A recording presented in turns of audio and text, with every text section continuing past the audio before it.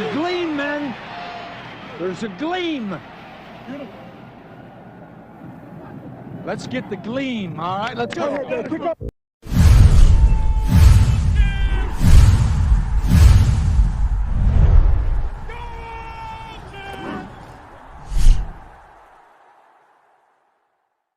We just want volunteers, not hostages. At this point, because, you know. So, Myles Garrett. We want volunteers, not hostages. Oh, by the way, this is Brian Snow from Snowman Multimedia. Would you like to promote your channel, sir? What's going on, folks? Check me out at youtube.com/@snowmanmultimedia and at Snowman Sportsnet. That's my play-by-play channel. All right. So,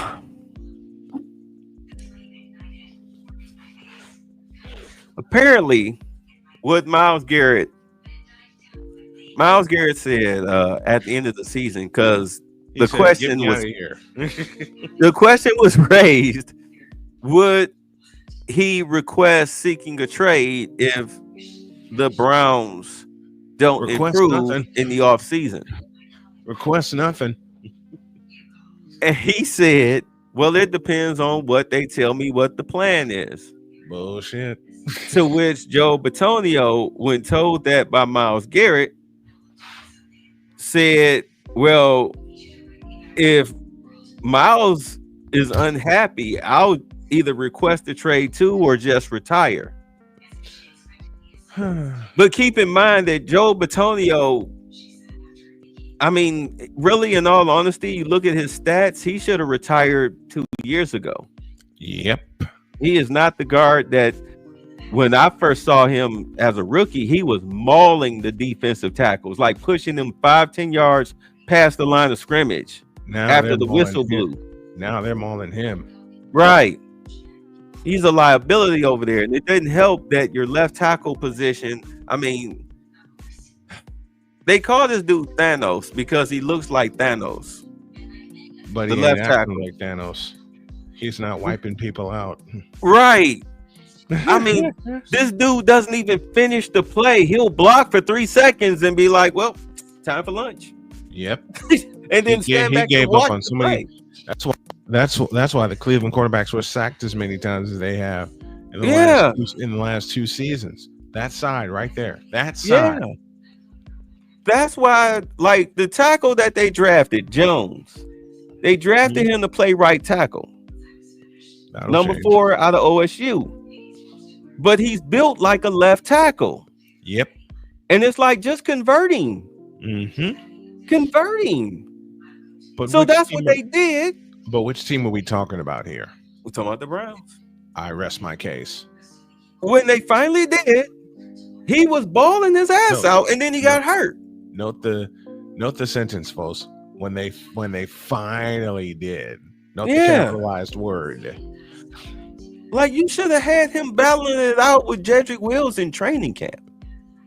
But of course, the Browns didn't think so and said, No. Damn. I mean, what the fuck is this? What is this? What is this shit, man? Oh my God. I'll tell you exactly what that is. BGS, if you would. Now that's cool. Like what? There's your answer. Right there.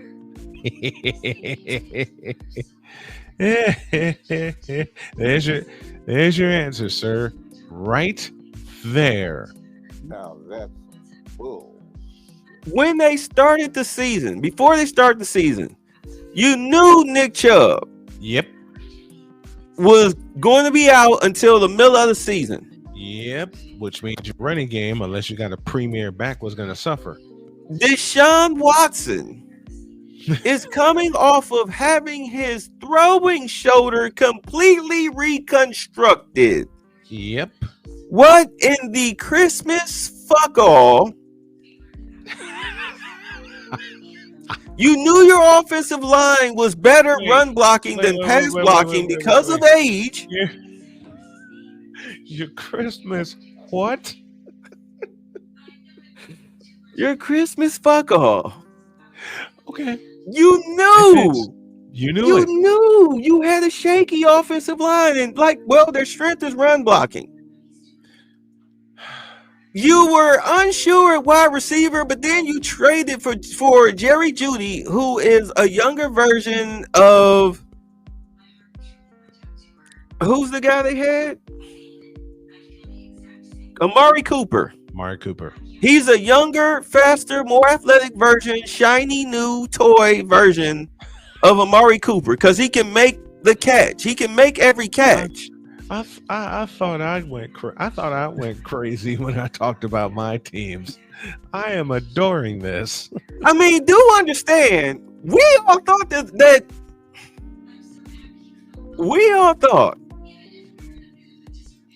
Jerry Jeudy was a bust. Did we not? Yes, we did. He comes to Cleveland. He teams up with Jamarcus Russell. Of all quarterbacks. And this motherfucker, do understand, it took week 7. Yep. It took week 7. Half the season was gone. And this dude put up 1,000 yards. Mm-hmm. 246 in a primetime game against Denver, smoking them. Yep. Would have been more had one throw just been on target. I think he had another 200-yard game, didn't he? I swore Jerry Jeudy had a couple of 200-yard games. Who picked him up and put him on his fancy team and was killing motherfuckers with him? That would be that guy above me. And then the waiver wire. I'm like, oh shit. You snatched up Jerry Jeudy faster than Jerry Rice snagged a pass from Joe Montana. Dude, he was winning me games by himself. Yep. Yes, he was. He was eating. Mm-hmm. But he's a bust. What did the Jets owner's son say? No, Dad, we want to trade for him. His batting rating is 77. Exactly. I didn't like his Madden rating. Okay, son. Are you kidding me? He didn't like his. You're gonna say he didn't like his Madden rating, so he's going to trade him. Jets gonna Jets. Browns gonna Brown. Period. It turns out in Denver that the problem was at quarterback, and in all honesty, I bet you I've watched Brandon Perna, the guy that does That's Good Sports. Yep. Yeah. I bet he wished that Jerry Jeudy was on this team now. Oh yeah. With now finally having a good quarterback, because Bo Nix is a damn good quarterback. At quarterback. Yeah. He's a damn good quarterback. Brandon Perna has me laughing almost every week. He's a nut. Tom Grossi's a nut. Urinating Tree is a nut. 5-point vids. I love watching it. Scooter Magruder is an absolute asshole, but he's a nut, and I love watching him. Okay? I absolutely love watching those guys. I want you and I to form a group like that, where we come together once a week and just talk shit about the headlines. Well, I mean, we'll see what the headlines produce. I mean, I'm only on here. I'm only on the headlines for this. It's only if it's a big story. A big story to me. Then here I am. Mm-hmm. Here I am, and this is the biggest story in the NFL. You're always here. You know what Myles Garrett is saying? Get me out of here! I know. So, all right. So let's push forward. Yes, because there's so many reasons why this shit is going down, but ultimately, I blame it on Stefanski and Barry. Yep. But so let's talk. Okay, so let's get back into Myles Garrett. So you let your prime-time defensive player. You tell me how many draft picks do you think Myles Garrett is worth? Depends on the team. No, just period. How many draft picks Mm-hmm. is Myles Garrett worth? Let me think. Myles Garrett, the greatest defensive end in modern football. Yep, I'd say about 8. You say about 8? 8. That's good Lord. I wouldn't go that high. But I was thinking, but I am going high with the picks without being too greedy. Mm-hmm. My starting price, if I'm Andrew Berry, my starting price set in stone is, if you want him, because we're not going to hold him hostage, but if you want him, I want your first, second, and third this year, and your second and third next year. That's my starting price. I'd throw in another pick for that. Well, here's the byline. May the best draft picks win. Yeah. However you want to play it, but this is my starting price. Yeah. Let the best draft picks win. Mm-hmm. So, who would match? Who do you think, or what type of team do you think would match that starting price? The Jets would try, but they would mess it up. The Falcons would try, but they would mess it up. I'm not going to say anything about the Cowgirls. Well, let's go through it. Mm-hmm. You think Kansas City? Hell no. They're set. Philadelphia? Nah. Too stupid. Howie Roseman won't pull the trigger. I mean, they did rob the Titans of their best wide receiver and best defensive back. And they did rob the Giants of the best running back in the league. And they're about to lose one of those players in free agency. Yeah. They're about to lose A.J. Brown. Really? Yeah. So because A.J. Brown's had enough. Yeah, because let's think of how he was acting during the NFC Championship game. Okay, tell us why that is. I want to hear your take. A.J. Brown's had it. Period. A.J. Brown has had it. You can throw the Super Bowl in there. You can throw NFC Championship in there. You can throw the production of Saquon Barkley to help the team, which Philadelphia finally did the right thing and gave the ball to Saquon Barkley. And he came within 105 yards of eclipsing the all-time record held by the great Eric Dickerson. But the problem is Jalen Hurts is too iffy. Can I get a witness in this congregation? Jalen Hurts is too... I concur. Jalen Hurts is too iffy. Listen. I concur. The Eagles are going to screw around and lose the Super Bowl because they're going to depend on Jalen Hurts and not Saquon Barkley. If Saquon Barkley gets 200 yards in the Super Bowl, 1, he would match a record, and 2, the Eagles will win. That would be the right plan. But we're talking about Nick Skinny Jeans Sirianni. Thank you, Cool McCain, for that nickname. Jalen Hurts is not a primetime quarterback, period. I said it so many times over on my show, and people have come after me. How can you say that about Jalen Hurts? Have you seen him play? Dude, you want me to break that? You want me to? Why is Saquon Barkley? Why was he 107 yards away from breaking the all-time rushing record in the season? Yep. Why? Did you ask yourself why?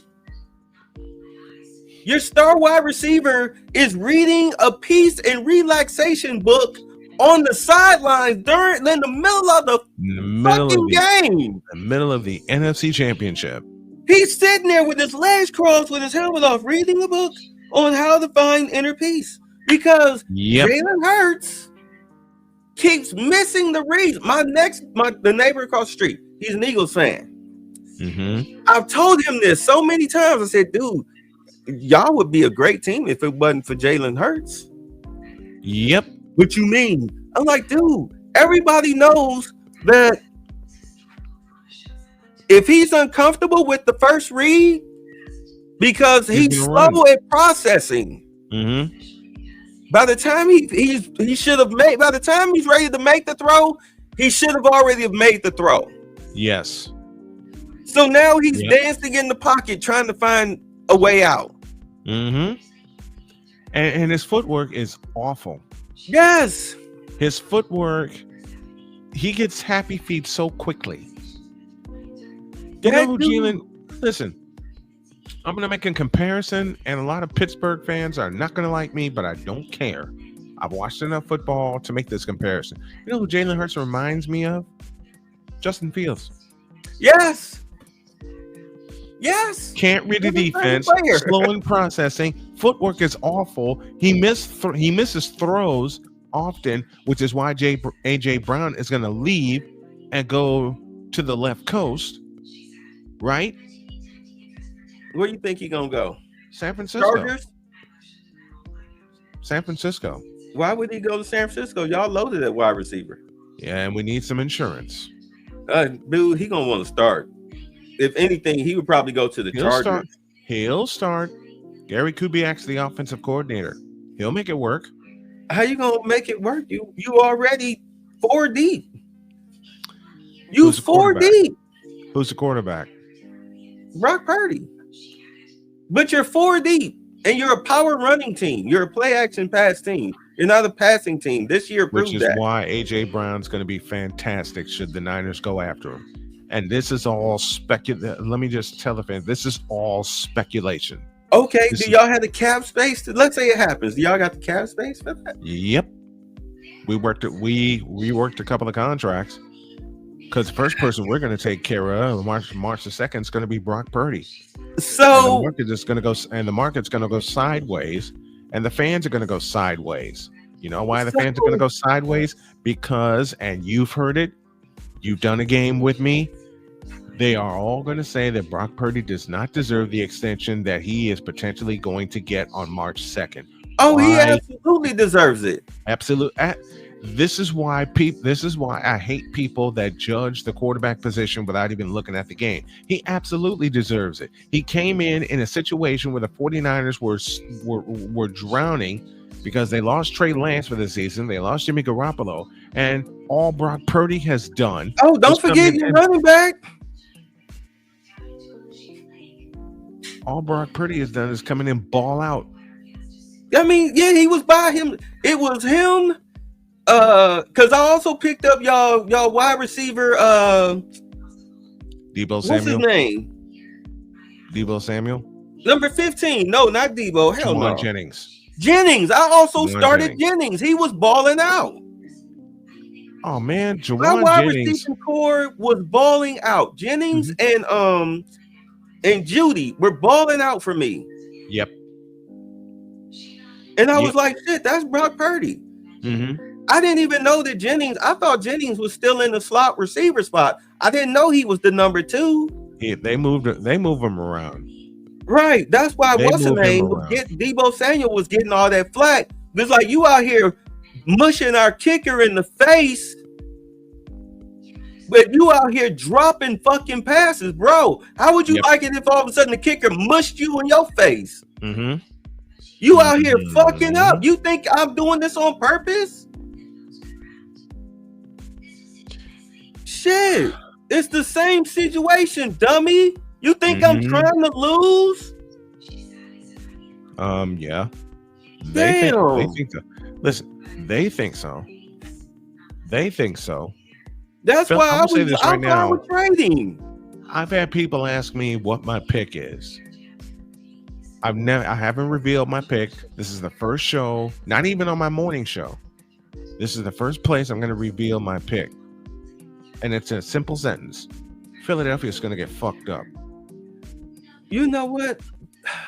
Philadelphia is going to get pulverized. This is what's going to happen. They're going to single high safety their ass. Yep. And just concentrate on stopping Saquon Barkley. Mm-hmm.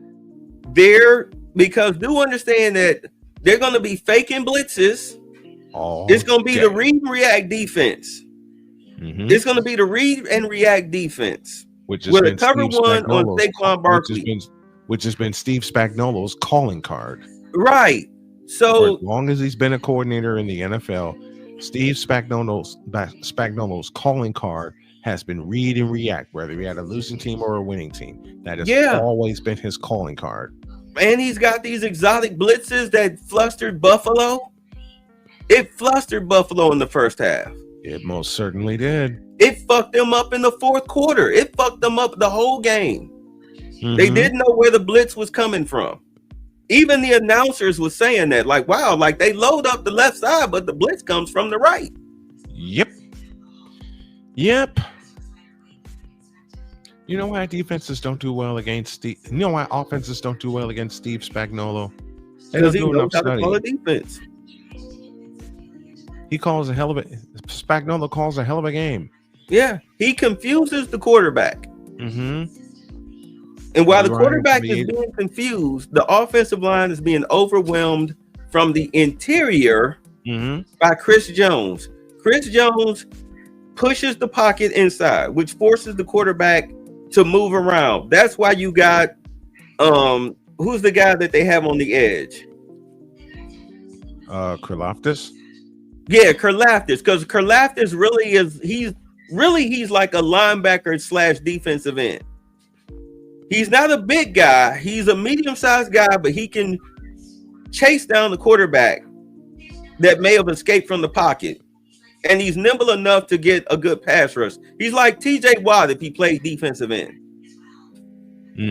So he'll chase down the quarterback from the right because most quarterbacks are right-handed. They want to flush you to the left. That's where the blitz is coming from. Yep. Preach. That's why they overloaded to the right. You thinking it's coming from the right. You got the quick read to the right. You think. You drop back. The linebacker, the corner, whatever, they drop back in the coverage. They take away your first read. And by the time you get the dancing in the pocket, the blitz is on you to the left. You can't escape to the right because of Karlaftis. You know, here comes a linebacker running free and a safety possibly on the left side. You're fucked. Just ask Josh Allen 2 weeks ago. That's how you stop Jalen Hurts. You take away his first read. And the Chiefs are going to feast on that. Yeah. And your best shot is to try to go somewhere deep with Brown. That's why you had a single high safety. And Kansas City will not allow the deep passes like they did in Super Bowl 57.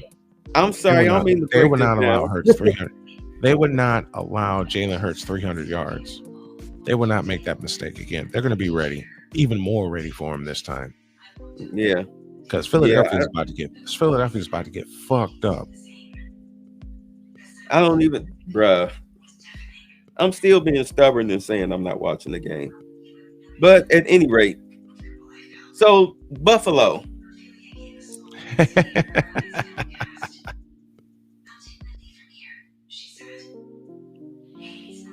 You think they would pull the trigger? Because Von Miller gave them nothing this year. He gave them nothing in 2 years. Nope. Will the Buffalo Bills pull the trigger on one Myles Garrett? Let's see. What button am I looking for? Nope, that's not it. That's not it either. No. George Carlin. Get the fuck out of here! You think they're satisfied with their pass rush? Yeah. But will they pull the trigger on Myles Garrett? I think this will answer your question. Who do you think they would go for pass rush then?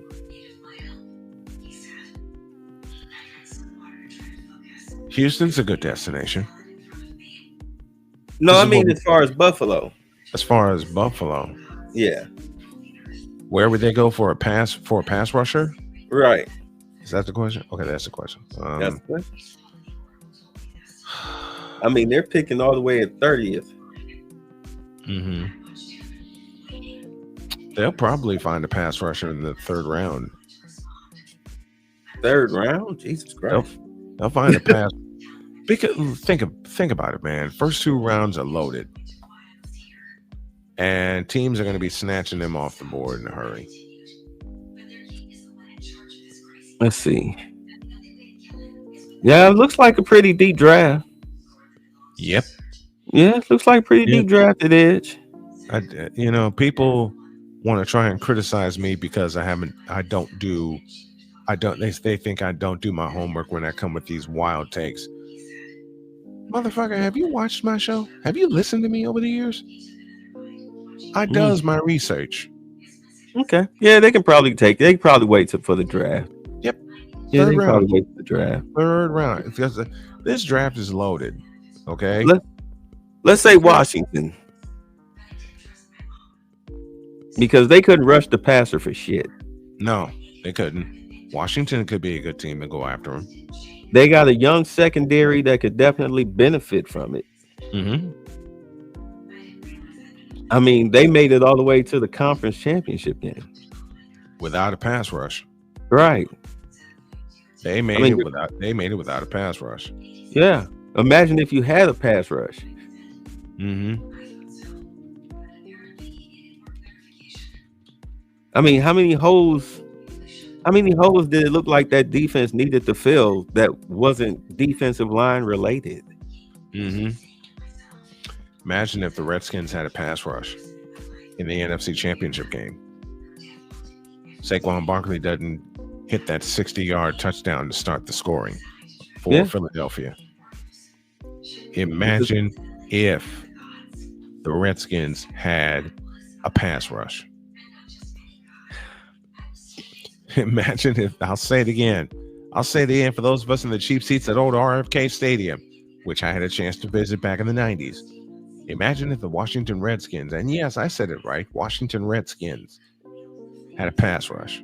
You think they pulled the trigger? They could be one of the teams that could pull the trigger. Yeah, they got room. Yeah. They got room. They got room for the next 4 years. Oh yeah, they got salary cap space like a motherfucker. They are tops in salary cap room. They got salary. They got salary cap room for years and years and years on end. They could take on this contract and fill the other holes through free agency. Yep. And not blink about it either. Which would probably be at linebacker if you weren't satisfied. Or maybe the secondary if you weren't satisfied. Exactly. Maybe making some trades might be better than draft picks. Mm-hmm. Or you cross them up and make some trades for some draft picks. And then you hold on to them. And then you hold on to them. See how your team develops under Dan Quinn. All right, see how your team gets better under Dan Quinn. Can you imagine Dan Quinn having a better version than what's that linebacker in Dallas? Micah Parsons? Yeah, can you imagine him having the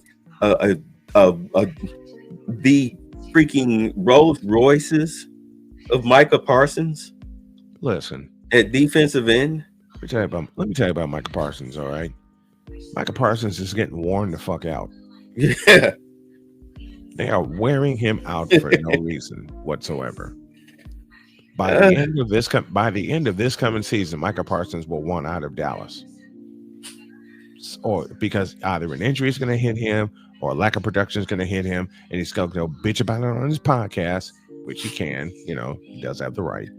He's going to go bitch about it on his podcast, and Brian Schottenheimer is going to sit him. Look, watch this. The simple fact that they hired Brian Schottenheimer, I would have immediately. I would have immediately went to the brass and said, "Get me the fuck out of here! I don't care what it takes." Yeah, get me out of here. Just like if I was a Jets player, I would have, as soon as the season ended, I would have put in my formal request for a trade. Yep. You got an 18. Your son, and then you make sure you in our locker room, and then you make sure you broadcast that shit all over the place. Yeah, like you play out the season. You play out the season. Then you go to the brass without saying a word. You put it on paper and you officially request a trade. And then you use your broadcast the fuck out of this shit. So Washington is a yes. Yes, definitely. All right. They got space for days. Detroit. Yes and no. Football wise, yes. Salary wise, no. You got the space. Yeah, but that space is going to be eaten up by Aiden Hutchinson. Well, here's the thing. You still got at least a good 2 years. Mm-hmm. And in all honesty, when he went down, I was highly surprised. Yeah. That Detroit didn't go out and try to find another pass rusher. Yeah. Equal or greater value. Yep. Than Hutchinson, because that was the glue that held your defense together. Once he went down, you had to outscore teams. Yeah. Oh, yeah. That's what got your offensive coordinator the job in Chicago.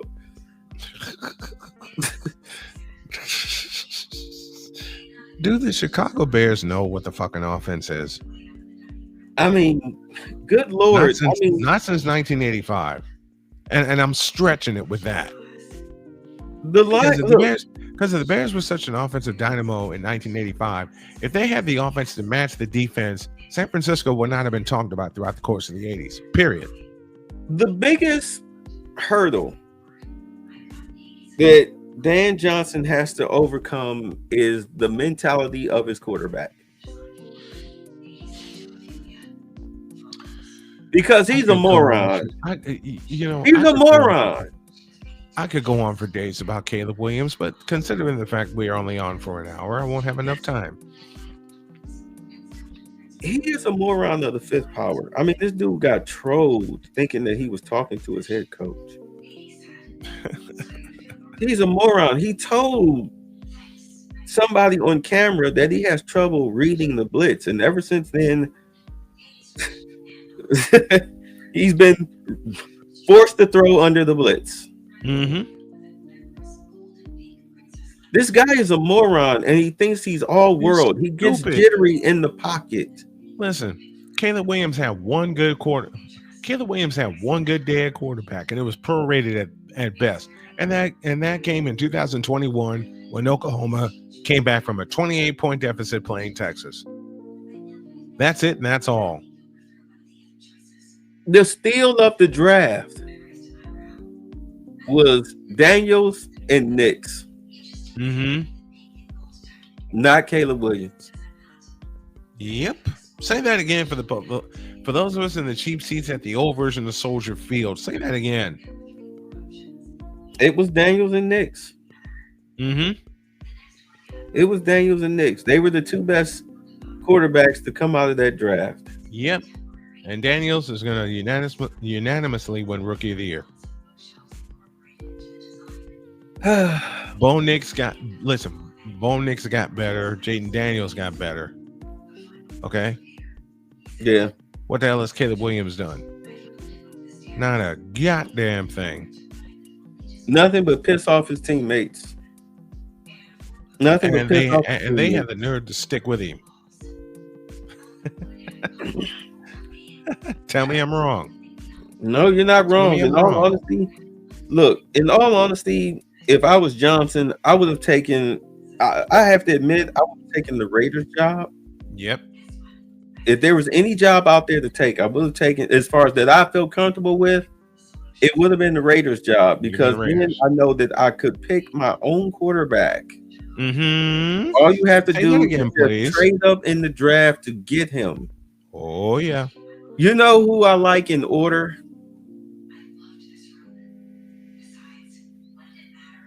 What's that? Jackson Dart. Mm-hmm. Because the guy is, if you watch his highlights, we watched his highlights. That guy is a machine. He is. He is NFL ready. He knows how to do the play action pass. He knows how to look off a defense, look off a safety. He can read a defense. He's got precision throws, and he's athletic. So you can do the rollouts and all of that stuff with him. Yep. The guy is very studious. You can tell by the way that he plays. Mm-hmm.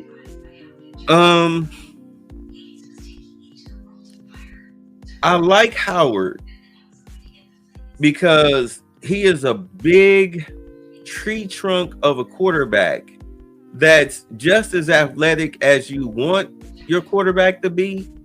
Yep. You know what I'm saying? He can take the hits. And he's got a beautiful touch on the ball. He throws a beautiful pass. Absolutely, he does. Right. And he's athletic. You know, he's athletic enough. He can do the play action pass and everything. But to me, it looks like his biggest weakness is that he needs to learn to look off his first read. We talked. Let me. Yeah, see. we talked about this. How long have we been friends, and how many times have we made that statement in talking football?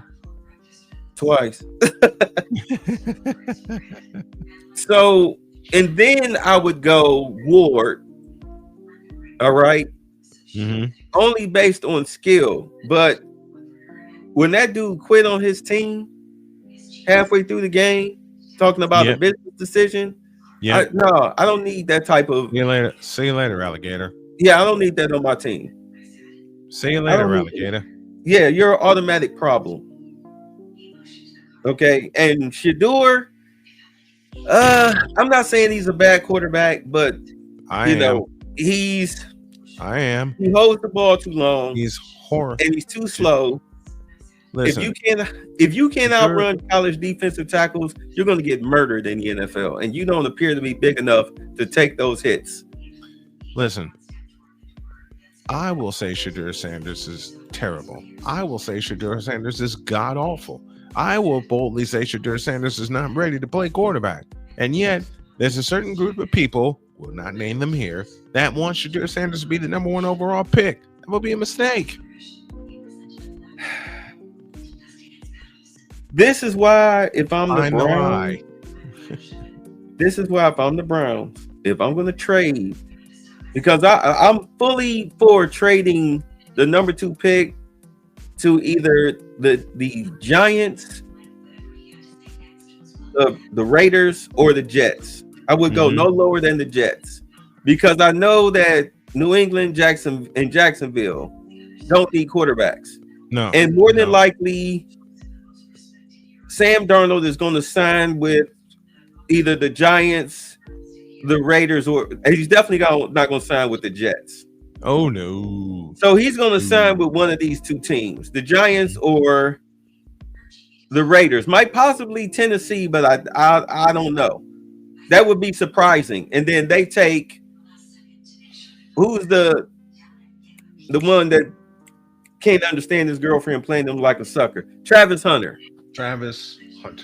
I can see them taking Travis Hunter and then signing Sam Darnold. Did you do a special on Travis Hunter yet?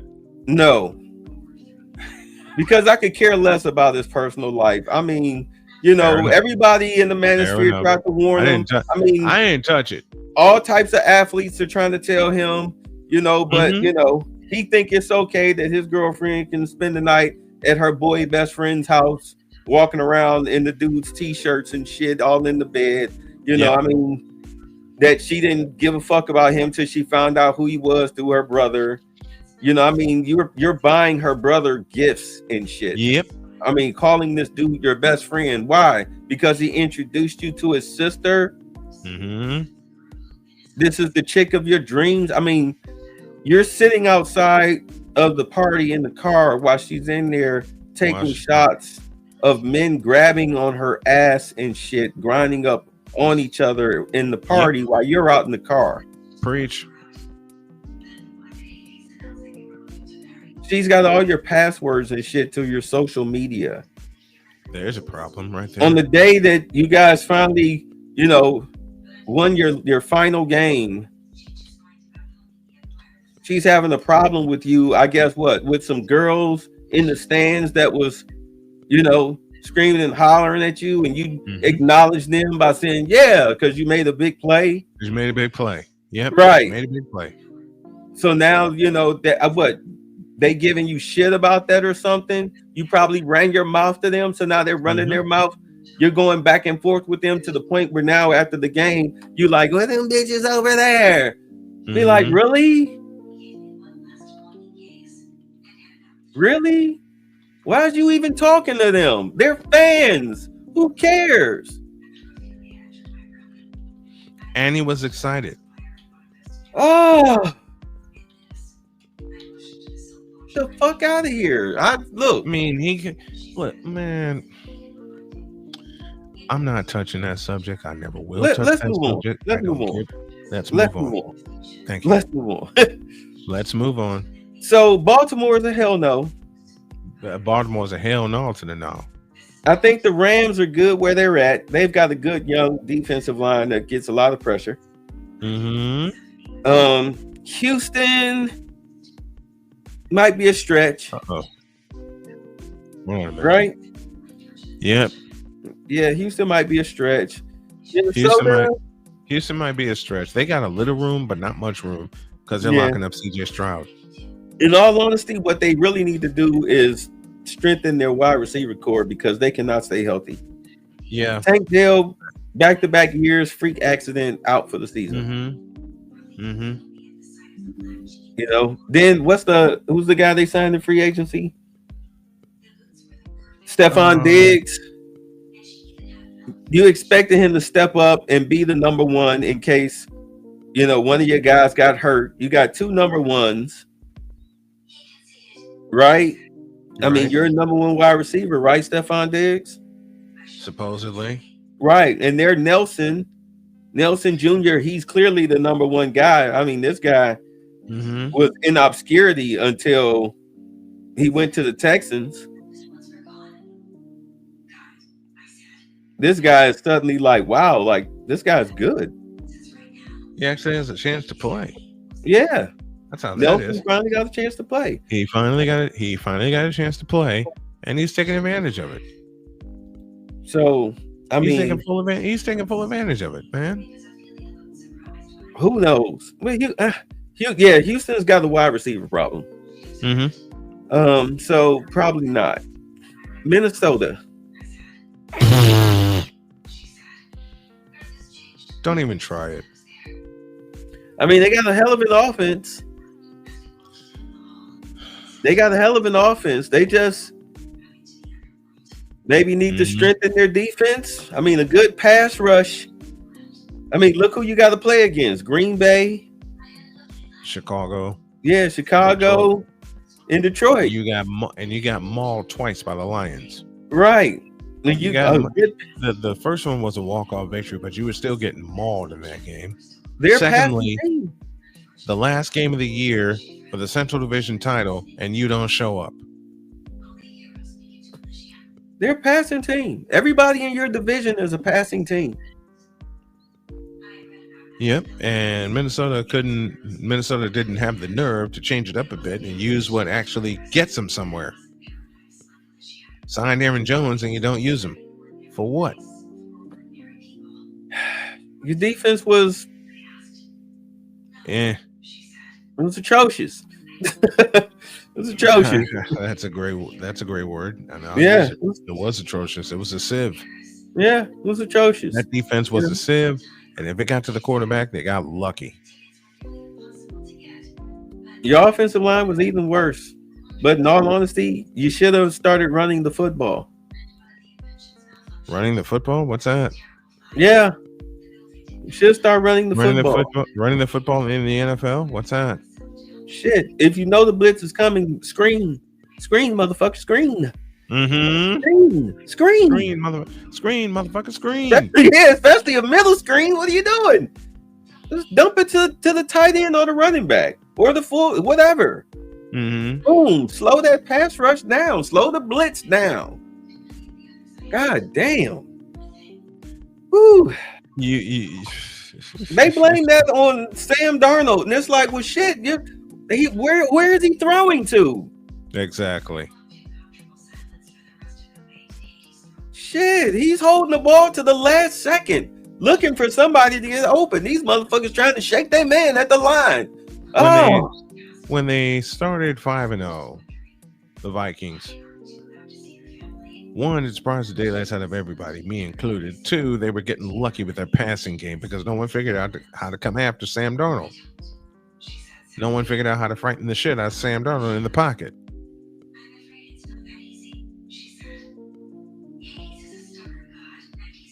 The Vikings love to go They don't have a short passing game. They have a medium to deep passing game. They have a medium to deep passing game. That's why every time you look up when Sam Darnold was making plays, throwing touchdown passes, they were usually like deep passes. Yep. Or medium passes that wound up going the distance. He was killing them because their secondary wide receiver, that kid is good. Yes, he is. I don't even know his name, but I know he wears number 2, but he is good. He opened up their passing game. Yeah, he made TJ Hawkinson earn his checks. You're talking about Vikings wide receiver, right? Yeah. You're talking about Jordan Addison. Yeah. Jordan Addison is his name. Good. He could go deep. He could run the medium. He was fast as lightning. He developed very quickly. Yeah. He opened the lanes up for Jefferson. I'm sorry. Go ahead. He developed very quickly. Now you got a quarterback in Sam Darnold that can actually find people when given time.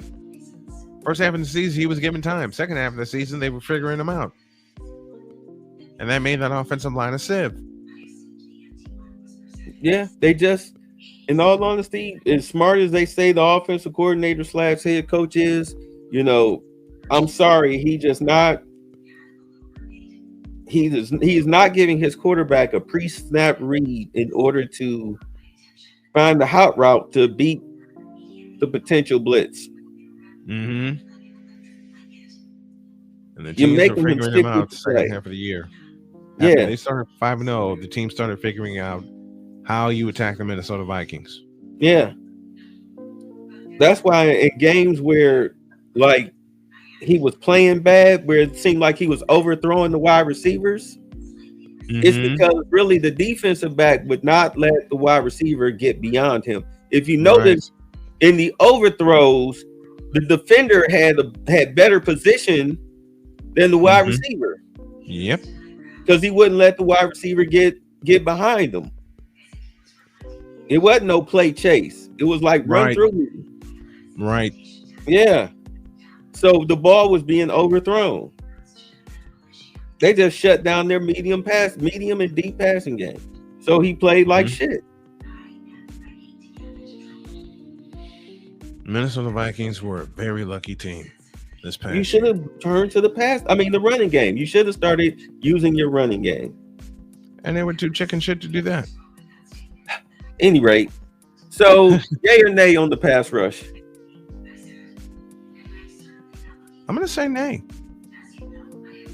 Okay, I say yay. But, we're just here to give it I say nay because we're talking about the Vikings. All right. Green Bay. No. Their ego will prevent them from going after a pass rusher. We'll see. In the passing league, their passing division, it would, from a business sense, it would make sense. Because now you can probably shut down the Lions. And you can shut down the Lions. You can shore up your line. Right. Especially because your defensive line is shit. I mean, goddamn. You fired the defensive coordinator for a reason. Yep. They sure did.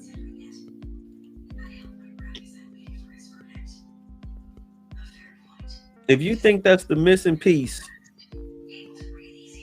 we'll see. Chargers, I would probably say no. No. Yeah, they need wide receiver help. Steelers, hell no. Jesus Christ. We're talking about the Steelers. I mean, they would, let's go fishing Godfather style with Myles Garrett before that happened. Denver. That would be a good landing place. Don't have the money. Right. Don't have the picks. Don't have the real picks. Don't have the money. Right. Tampa Bay. No. And Auburn. That's to use your words. That's a hell no. Right. Because in all honesty, you're going to need a wide receiver because Evans, who should have retired last year, I mean, I don't think he's going to stick around for one more year where Baker Mayfield cost him a playoff game with a stupid ass turnover. You saw that too, huh? Yeah, I think he's done with that shit. Yeah, he is. You know. So, no. Seattle. Hell no. Yeah, I think they like where they're at. I think they like where they're at. Which is purgatory. If anything, they would probably work on depth. Yeah. Cincinnati, if hell freezes over. Arizona. When hell freezes over, thaws out, gets warm, warms up Arizona, and then freezes over again. Next. Arizona. No. Hell no. Yeah, they probably. I don't know. They're too chicken shit to pull the trigger. Right. And Miles Garrett wouldn't succeed. Yeah, I don't know. In Arizona. Yeah, Miles Garrett would not succeed in Arizona. No way. I don't. You know what? Arizona is almost like purgatory. I mean, look, Arizona and Seattle are purgatory. Yeah, they're 8. Yeah, Arizona, Seattle, because you're going to be 8-9 or 10-7 for as long as you're there.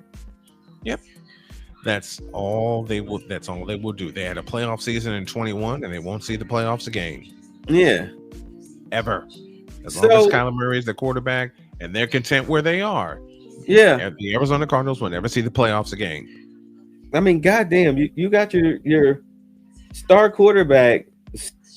I mean, they asked him, "How come you're not throwing the ball to Marvin Harrison Jr.?" And he literally said, "I'm not here to do that." And it's like, yes, you are. That's why we got him. Idiot. You fool. You idiot. We got him so you can throw the ball. For that reason. That reason. Do you not see the wide receiving core we have? Man, look. These guys are not starters. As soon as his rookie contract is over, Marvin Harrison is out of there. You drafted Marvin Harrison to be your number 1 wide receiver, and you treated him like a number 3. Yeah, your quarterback don't even want to throw him the ball.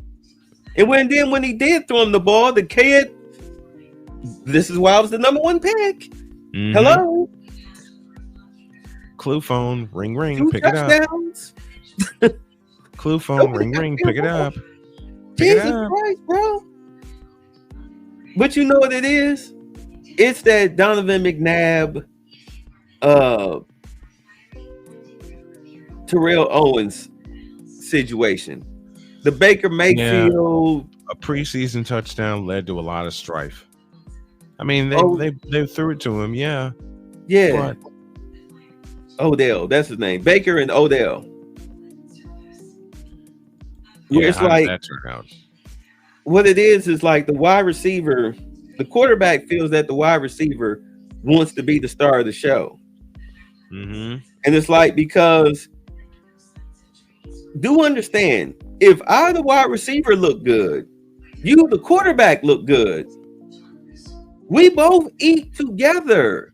It doesn't matter if the fans like me more than you. Exactly. The purpose is to win the goddamn game. Say that again. The purpose is to what? It's to win the goddamn game. So throw me the fucking ball.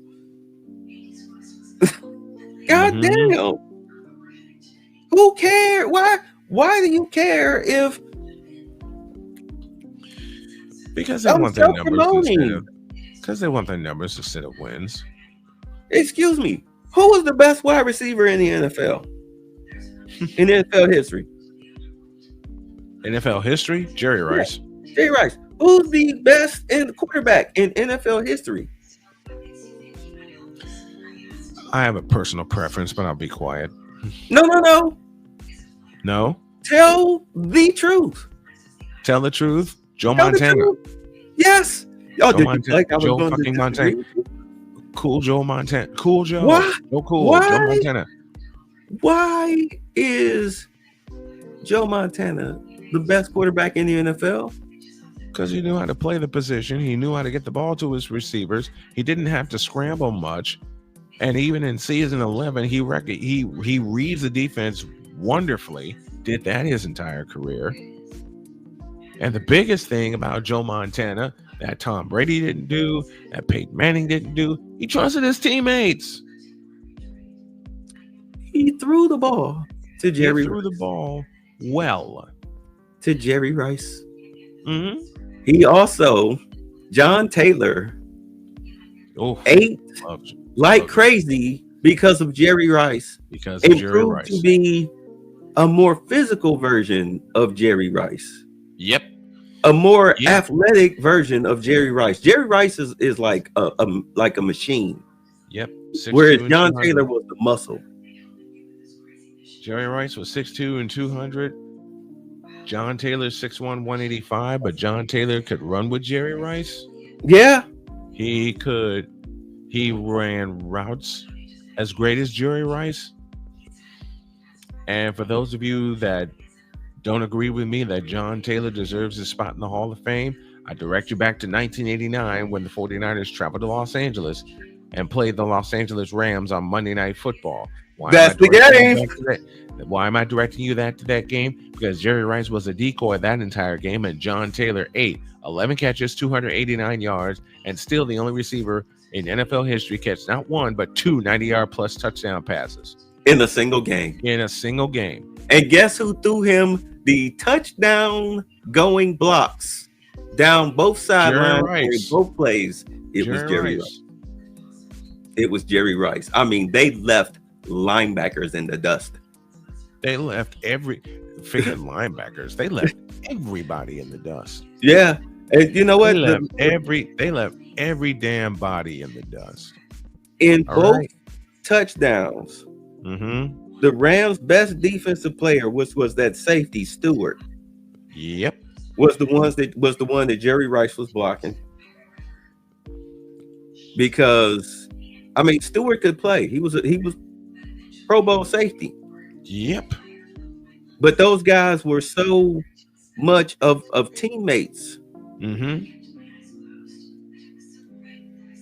I mean, here's Jerry Rice running 70 yards downfield, steady throwing blocks. Against the best safety in the division behind Ronnie Lott. That game put John Taylor. It put it like this. It didn't put him on the map. It got everybody's attention. It did. And let me repeat those numbers. 11 catches, 289 yards, two touchdowns, both of them 92 yards in the second quarter, and in the fourth quarter after a turnover, 96 yards. And he caught the winning pass that sealed the game on a 3rd and 3. Oh, he also caught the game-winning touchdown in Super Bowl 23. The year before. Yep. Just to let y'all know that, the guy was for real.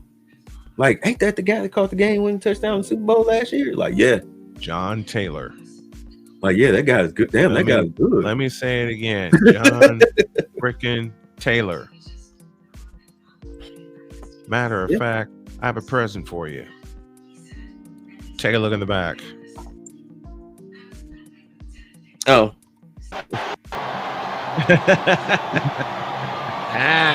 Yes, sir. Yeah. Folks, take a look again. The best part about it was the Bengals defense.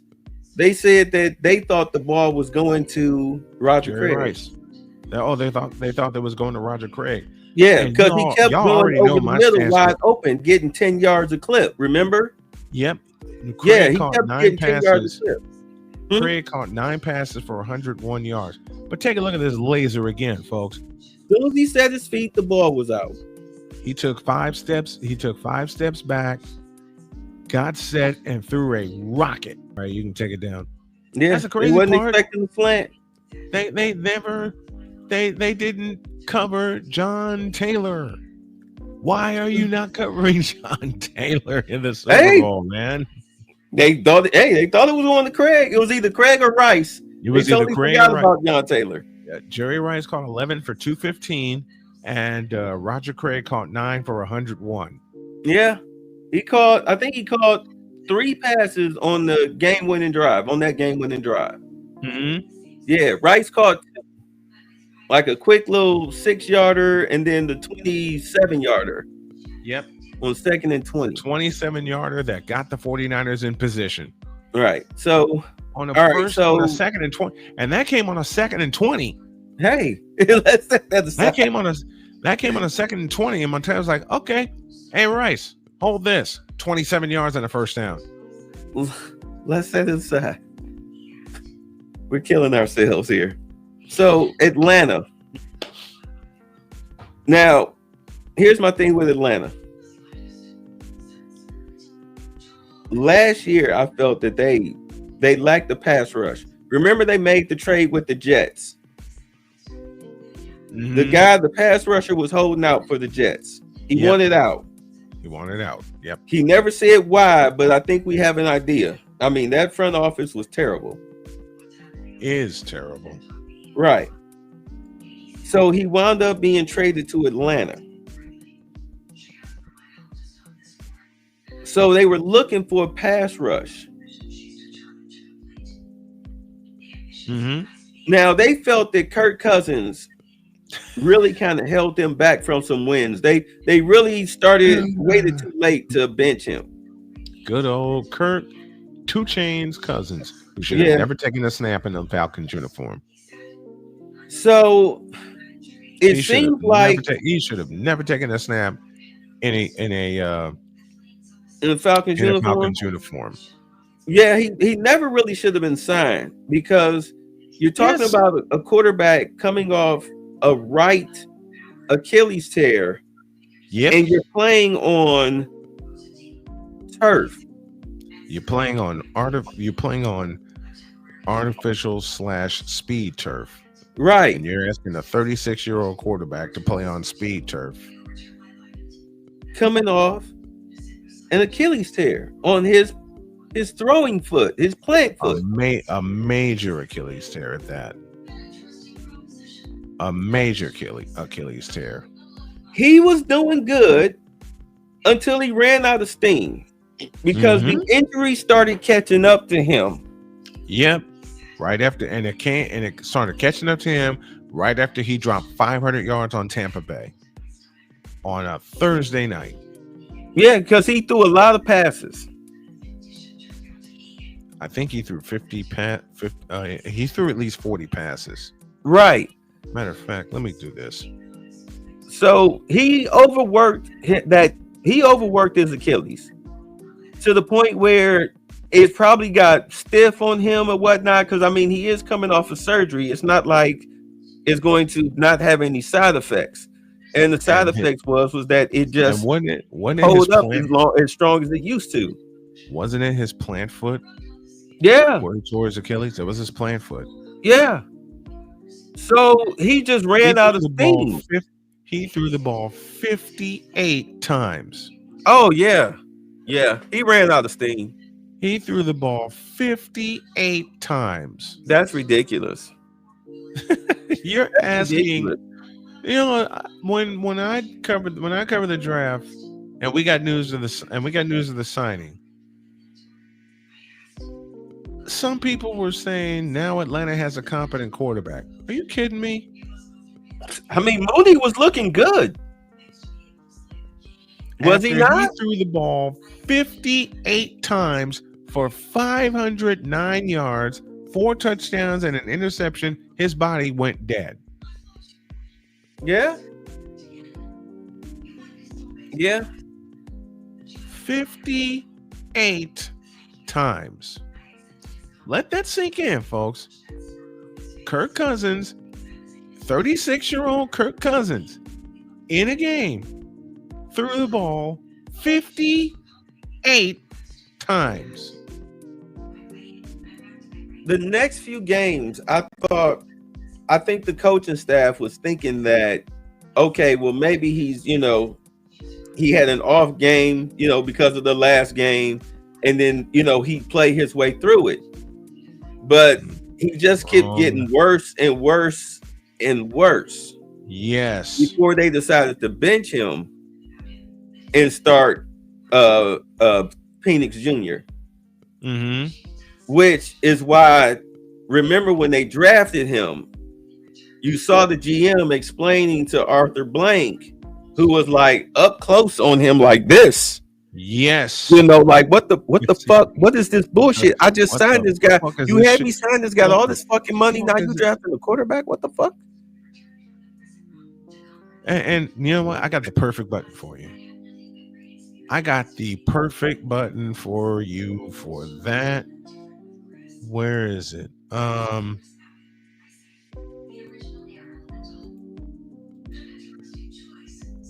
can't. Whatever he told. Let me give you this. Let me give you this. Let me give you this in its place. How do you fuck that up? How do you fuck that up? Whatever he told the GM, whatever the GM told the owner, it turned out to be true.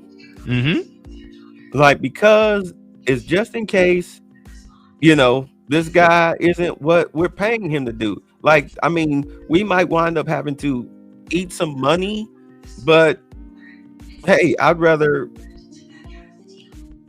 get a quarterback just in case. Yep. Which was the best move Atlanta could have made. Exactly. Benching Cousins and starting Penix. Shit. But Cousins was, he was earning his paycheck for about 5 games. Right. And they felt that all that they needed was a pass rush. So now you know that you have a quarterback, so you don't have to look for one in the draft. So what are you really looking for in the draft when you know that last year you felt you needed a pass rush to help solidify your defense? So they are desperate for a pass rush. So Atlanta, I would say, yeah.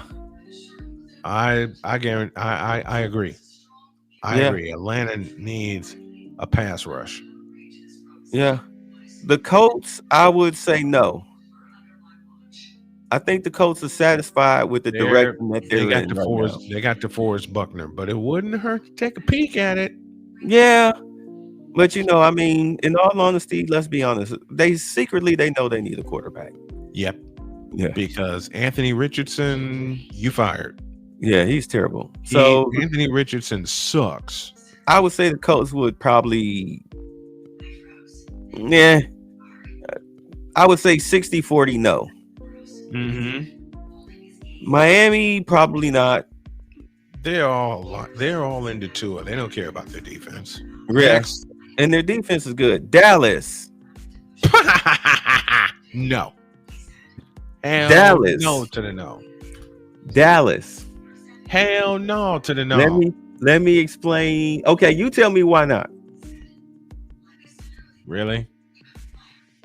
You gonna make it this easy?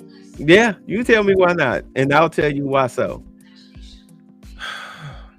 2 words. Micah Parsons. Okay. They're gonna wear him out. They're gonna switch him around all over the place because he's got the athletic ability to play every position on the defensive line, or so they think. They're set. According to them, they're set.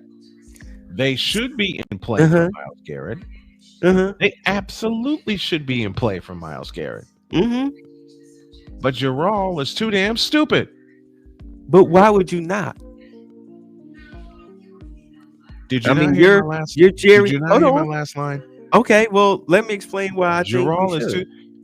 Listen, I'll say it again. The Cowboys should absolutely be in play for Myles Garrett. And who's in charge of the Cowboys? Jarrell. Is that what you calling the owner? That's exactly what I'm calling the owner. Jarrell. Why Jarrell? Not Jerry. Jarrell. Why Jarrell? Okay, I get it. Jarrell. Okay. Somebody said it on my show. I'm like, what are you talking about? Jarrell. Okay, I get it. Somebody said it on my show a couple years ago, and it stuck.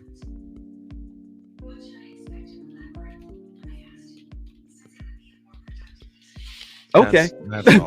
So Somebody said it on the why do show you and think? stuff. Okay, so why do you think Jerry Jones wouldn't be stupid enough to make this move when he is desperately calling himself trying to get to the Super Bowl? Let me put it in a reason that that will surprise a lot of people, but make sense in why he won't pull the trigger. His name is Dak Prescott. But you think you have everything for Dak Prescott outside of a running back? And Gerald is too stupid to pull the trigger. So Gerald is too stupid to pull the trigger. I think he would do it in order to sell tickets and improve the defense, which he probably felt let them down more than the offense did. And yet Gerald is too stupid to fix the goddamn problem. I don't know. I mean, he's the Al Davis of the NFC to me. But at least Al Davis had a brain. At least Al Davis knew what was going on. Exactly. I mean, we're both arguing the same thing about his mentality, but I think he's stupid enough to do it. I think he's stupid enough to do it. And I think he's stupid enough not to do it. See? San Francisco. Do you think y'all they're would in do it? play? Can y'all afford him? That was the first team he was immediately linked to, and I think they're gonna get enough cap space to pull the trigger. Okay. Kyle Shanahan, line one. You really think that they would cough up their first 3 picks this year and their second and third next year at the very least?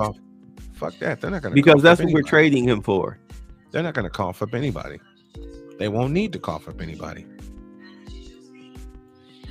They won't need to cough. You know, the only thing they're probably going to cough up are some picks. And that's what I'm saying. They're going to cough. The only thing they're going to have to cough up are some picks. Yeah, that's what I'm saying. And as soon your as first, second, and third this year, and your second and third next year. And second and third next year, because the Niners are sitting on 11 picks right now. Okay, they can chop that down to 8 and bring in Myles Garrett. Okay, period. We'll gladly take those picks. We'll gladly take those picks. You know what's going to happen? We can send Cleveland all the picks you described, and in return, we get Myles Garrett, a couple other players that we can develop. Like and then, on top of that, you get some compensatory picks on the back end. Oh, of course. So those compensatory we can jettison those 3 picks because we're going to get 6 compensatory picks on the back end. Well, let's still, hey, pleasure doing business.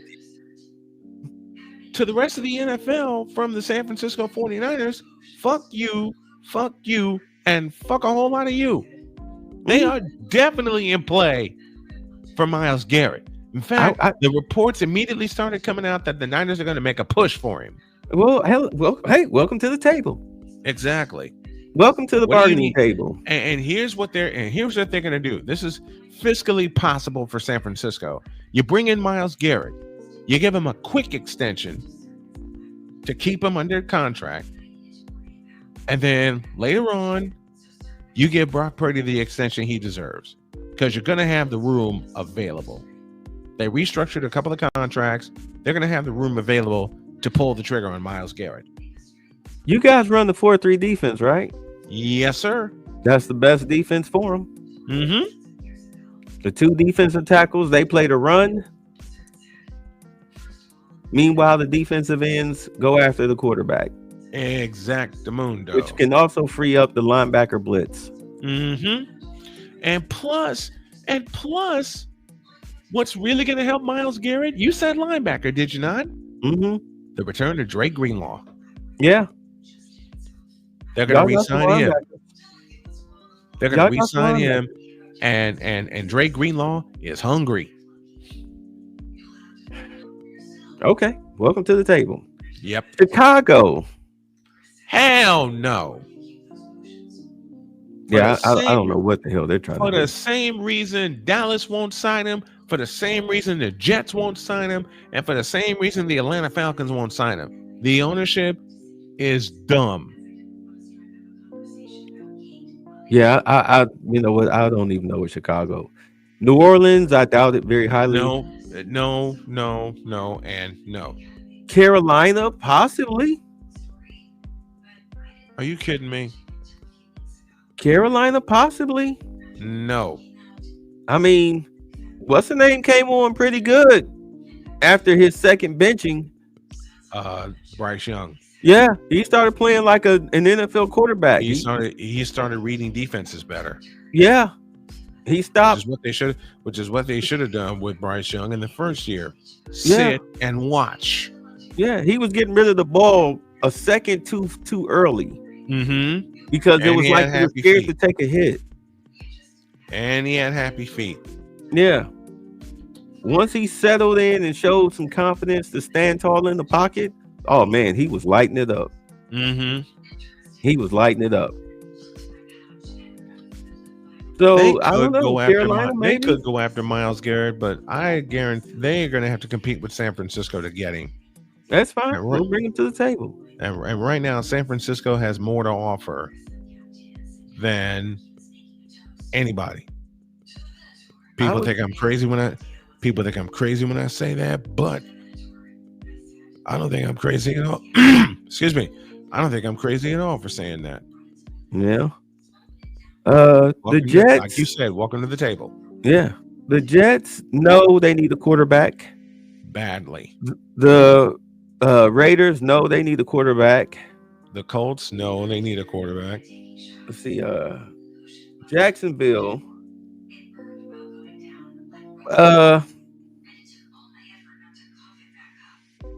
I feel offensively, Jacksonville is where they need to be. Yep. That rookie wide receiver that they got, I feel that because they were saying that the problem with Jacksonville is the mediocre wide receiver core, but the rookie that they got, who's the third stringer, that kid was lighting it up. Mm-hmm. So I'm watching highlights on him, and I'm like, next year this guy should be your number one wide receiver, and then that way your receiving core will fall into its proper place. Should have been the number one wide receiver. Right. Let's stop playing around. As soon as you saw his potential, he should have been the number one wide receiver. Exactly. Because the guy you got starting at number one is really a number two, and the guy you got starting at number two is really a slot guy. Which brings me back to Chicago. Giving up everything for DJ Moore, who's a number 3 at best. DJ Moore? DJ Moore.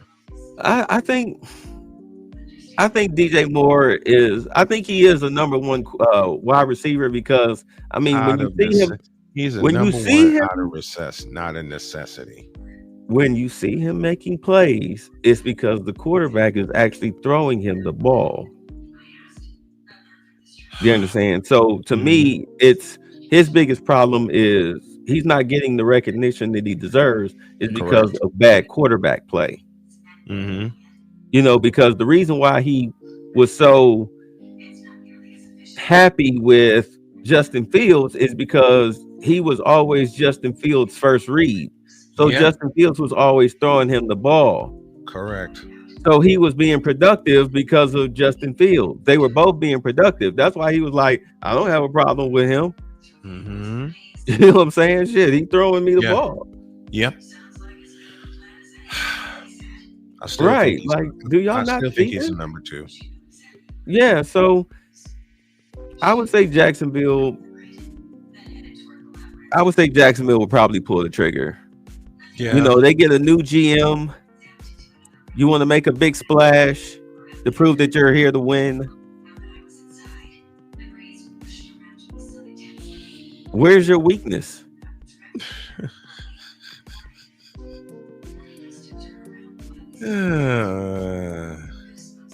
Where's your weakness?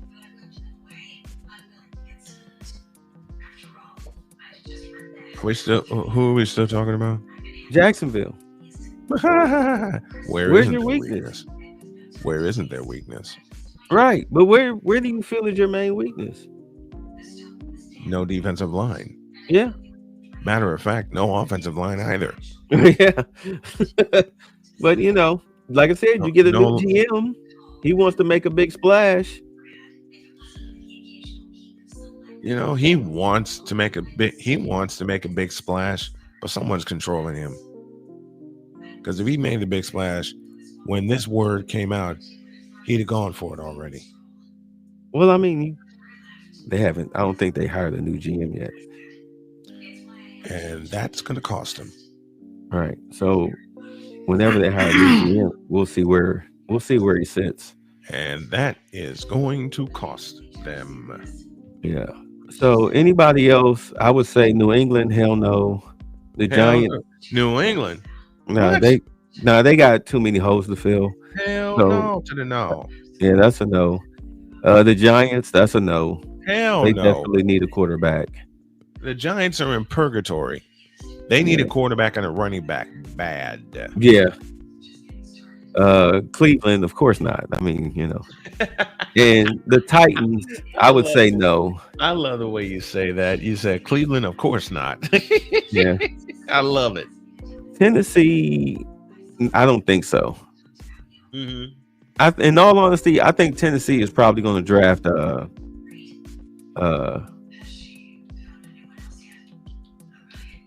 Travis Hunter. I think they're going to draft Travis Hunter. I reserve comment for now. Who do you think they're going to draft? They can go ahead and draft Travis Hunter. I'm not going to say anything. Yeah. I'm not going to say anything. Yeah. But I know one thing. I think that's where they might go. Travis Hunter's going to get an education of his life. If he's not Travis Hunter is going to get the education of his life playing in the NFL. If he ain't getting it already. If anything, I think Tennessee would probably trade down with the Giants to make sure that they get the quarterback that they want, no matter who Cleveland trades with. Mm-hmm. Which, again, all depends on where Sam Darnold ends up in free agency. Because if the Titans are drafting Travis Hunter, then they're definitely not in need or looking for a quarterback. Yep. So you got the Giants and definitely the Jets. Let's go through all the teams that are in dire need of a quarterback. The obvious ones. Okay. Cleveland. Chicago. Indianapolis. Jets and Giants. New Orleans. No, they sticking with Derek Carr. Oh, Jesus. He's still under contract. So he's sticking with Derek Carr. Oh, jeez. They're actually going to do that? Yeah, plus they've got the young guys. Turn it over to Spencer Rattler and walk off. Here's how you solve it. Turn the offense over to Spencer Rattler and walk the fuck off. That's it. And that's all. So, okay. So, teams that are definitely desperate. Cleveland, the Giants, Raiders, the Jets. And Jets. Are those are the ones that are desperate for a number one. So, and maybe possibly Tennessee, but they're talking about generational talent, and usually they're talking about the Heisman Trophy winner. So, you know, that's why I think they're probably going to draft Travis Hunter, which is why we're even talking about who would trade with him. So, and you notice no teams are willing to trade with them, and if they're going to draft Travis Hunter. Have you noticed? Yeah, but you want to get the quarterback because if Cleveland doesn't trade down, then, or let's say they do trade down, you want to be the one that's able to get your quarterback right. All right, before the other team does, because the Jets most definitely, all right, are the ones that are more desperate to get a top-notch quarterback than anybody else. Mm-hmm. Because again, Darnold could probably sign with the Raiders. Mm-hmm. Okay. And then they can go for a developmental quarterback later on in the draft.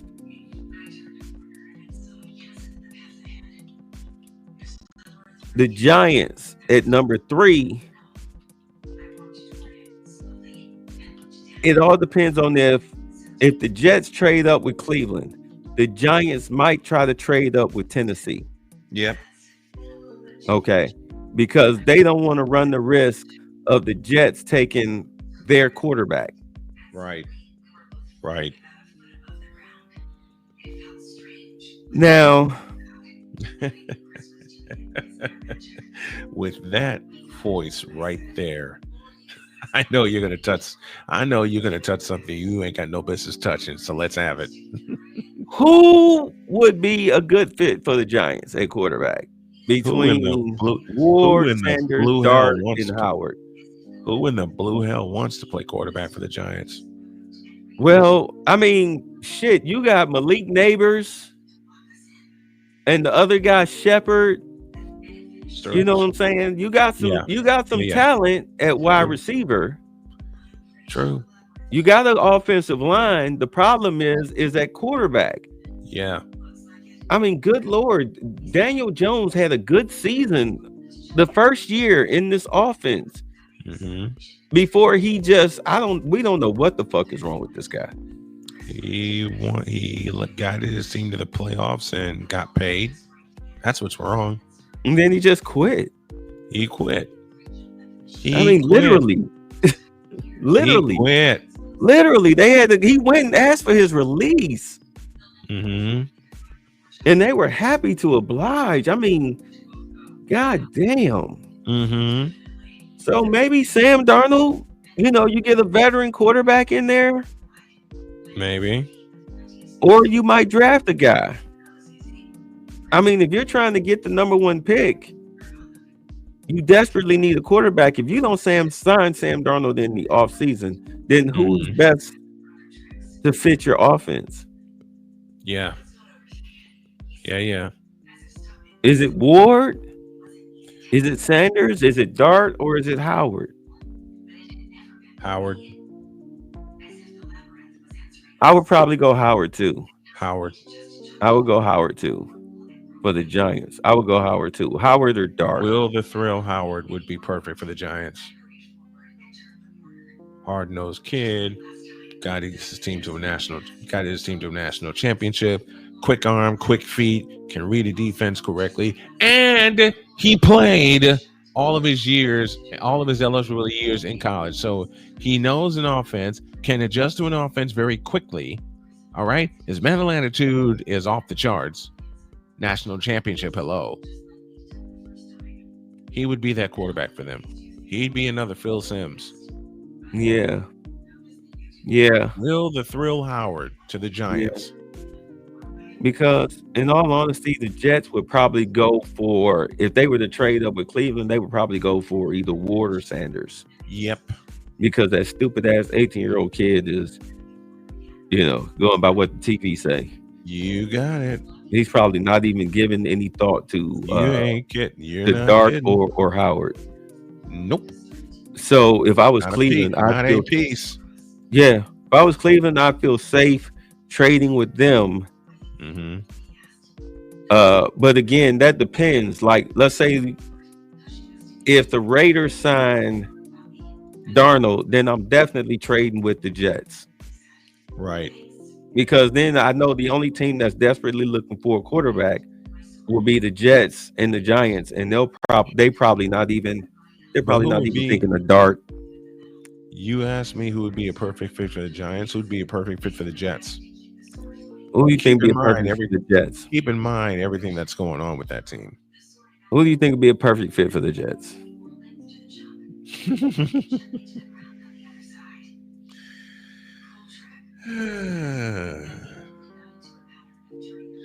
So we predict Will Howard will land with the Giants, right? Right. So we're looking at Jackson Dart, Shedeur Sanders, and Cam Ward.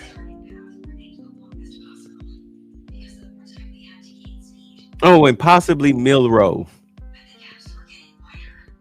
Milroe's going to be a late round pick. Yeah, that guy's terrible. Milroe is going to be a late round pick, and I wouldn't be surprised if he drops into the 3rd round. That guy is terrible. He's a one-read quarterback. He's Caleb Williams, only at Alabama. Yeah, He is that guy, Caleb Williams, only at Alabama.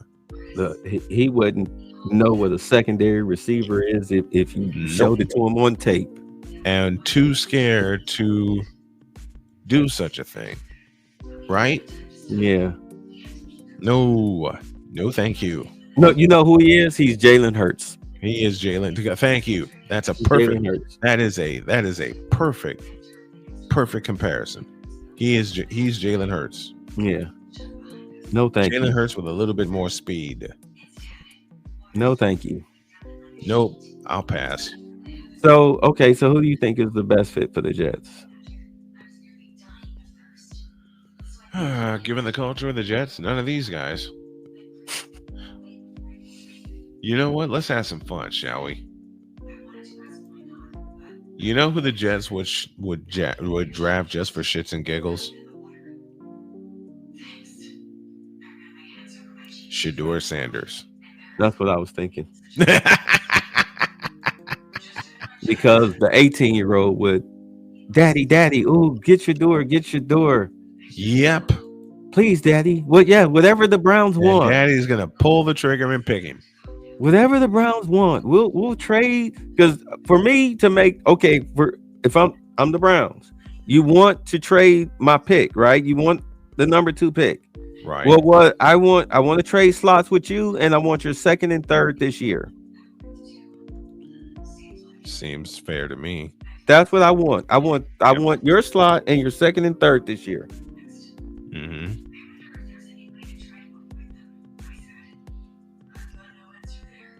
Like, sure. So I move down. The Giants get who they're going to get. Yep. Which would probably they get Howard. We move down. Probably Sam Darnold has probably signed with the Raiders. Mm-hmm. So they're not really going to be looking to trade. Which would fit the Raiders, by the way. Yeah, if anything, they would probably be looking to get a wide receiver. Mm-hmm. You know what I'm saying? Or running back. To complement Brock Bowers. Exactly. So I'm the 7th pick. Mm-hmm. I can get Dart because New England, they need help at wide receiver. Badly.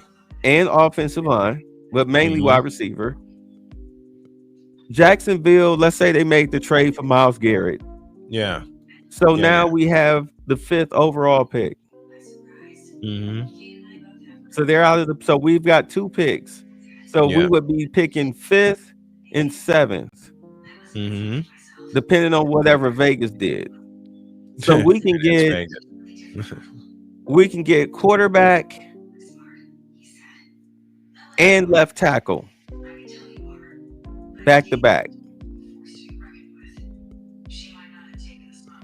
which would strengthen your odds of getting your left guard, running back, wide receiver, 2 defensive ends, because now you can not to mention the picks you're getting from a Myles Garrett trade. So you would be getting 2 number ones, actually 3 number ones, 3 number 2s. Mm-hmm. You're loaded. You're loaded with picks. Yeah, and 3 number 3s. Mm-hmm. So you got 9 picks just like that. In the top 3. You get 9 picks just like that. In the top 3. Yep. You can rebuild your team off the Myles Garrett trade and also trading down from the number 2 pick. Mm-hmm. And you can rebuild all of your holes. Yes. Just like that. With those 9 picks. Yeah, because you have salary cap problems because of the Deshaun Watson contract. You should have extended him 3 years and spaced that money out, guaranteed, and let him go out at the end of next year. If you can get look,